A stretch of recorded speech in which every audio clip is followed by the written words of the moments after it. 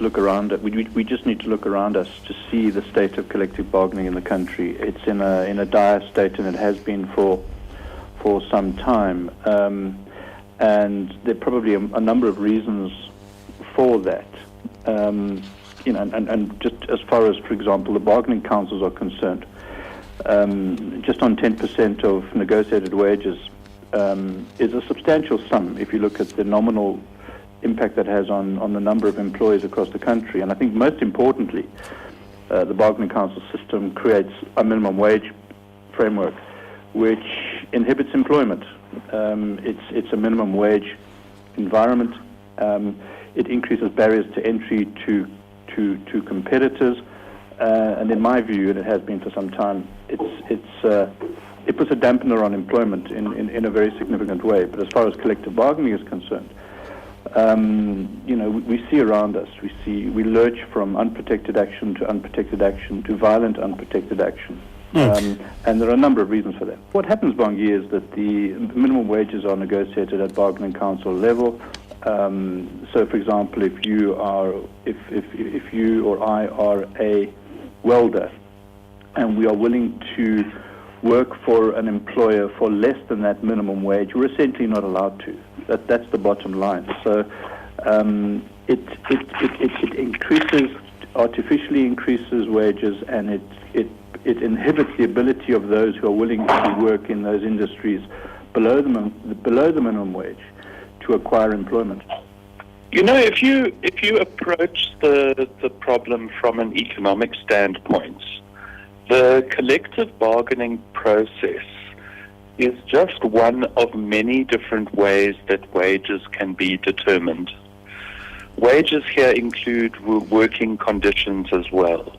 There are many alternative arrangements that exist around the world. And I think your program today asks the very legitimate question whether collective bargaining is the most effective way for wages to be set. I think there are some serious questions around the use of bargaining councils of the kind that we've had in South Africa for the better part of a century. So it's a good question, but I would just like to throw in there that there are many alternatives. For example, I'm very interested that AMCU, who now represents between 50 and 70% of workers in the platinum mining sector, AMCU has decided to abandon collective bargaining. They want to approach the wage-setting process on a company-by-company basis.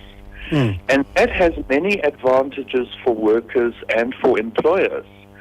If wages are agreed on a company-by-company basis, then the company's financial performance becomes an input into the wage process. So a company that's performing well can afford to pay higher wage increases.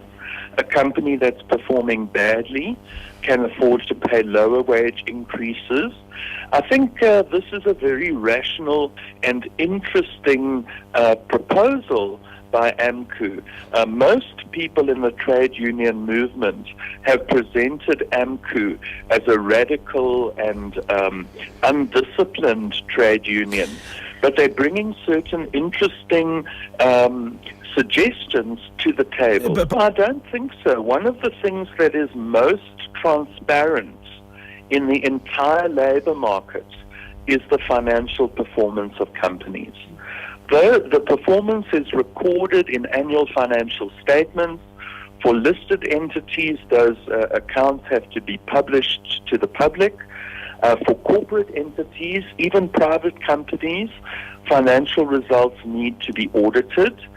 They need to comply with certain minimum requirements from the tax authorities and the company registration authorities. So I would say company performance is probably the one factor that we know most about and most transparently. So it could be very easily used in the wage setting process.